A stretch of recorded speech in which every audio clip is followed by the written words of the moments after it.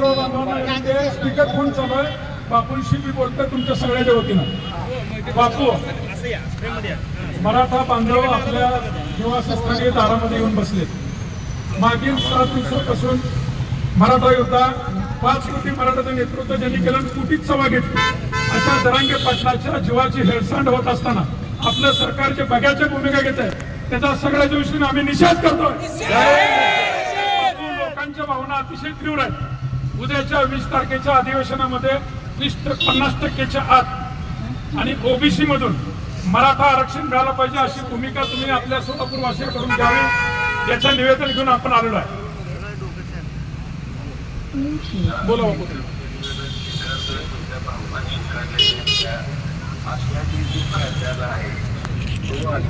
जवळपास कायद्याचा हे असतो, फक्त त्याला अधिकृत मान्यता सभागृहाची नाही आणि अधिकृत मान्यता सभागृहाची असल्याशिवाय 6 महिन्यापेक्षा जास्त कालावधी असू शकत नाही.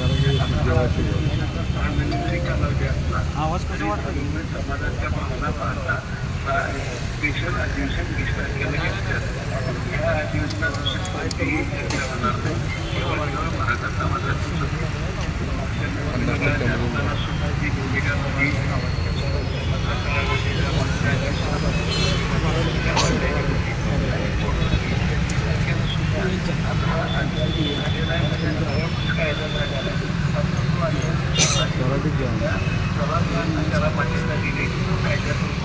कायदा कुठला विचारा, कुठला कायदा कुठला कायदा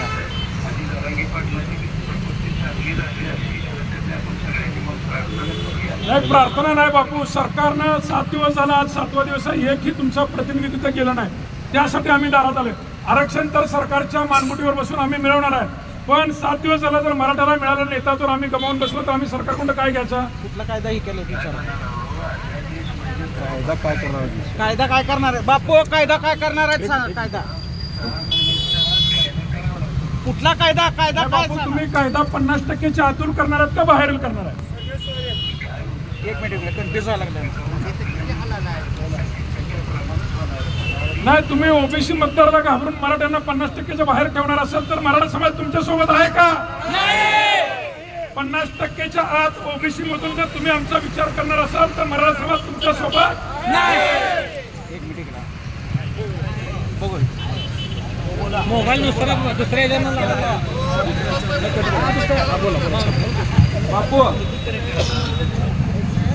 रवी म्हणतो बोलतोय.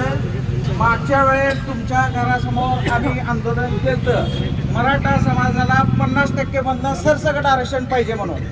आज सरकारच्या वतीनं 54 लाख कुणबी नोंदी सापडलेत असं सरकारनं जाहीर केलंय. तुम्ही ओबीसीच्या गटाला धक्का लागू नये असं जर तुमचं मत असेल,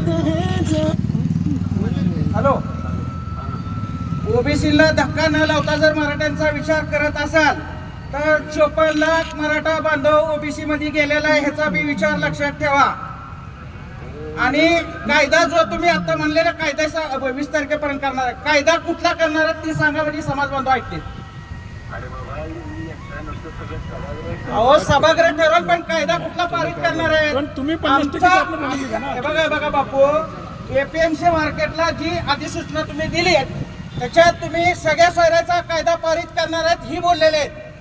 आणि आता जो राज्य मागासवर्ग आयोगाचा अहवाल आला म्हणून तुम्ही सांगत आहेत, तो अहवाल घेऊन 50% मधनच आरक्षण मिळालं पाहिजे ही भूमिका पाहिजे तुमची आणि तुमच्या पक्षाची.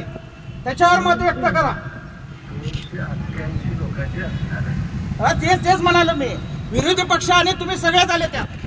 बापू, आमच्या नेत्याचा जीव जात असताना तुमच्या